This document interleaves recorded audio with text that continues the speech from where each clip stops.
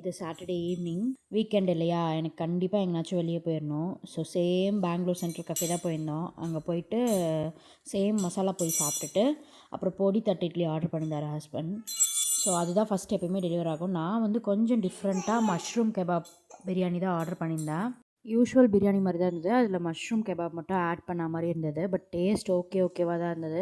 இங்கேயும் வந்து as usual எங்களால் பன்னீர் டிக்கா ஆர்டர் பண்ணாமல் இருக்க முடியல. ஸோ பன்னீர் டிக்கா தான் ஆர்டர் பண்ணியிருந்தோம்.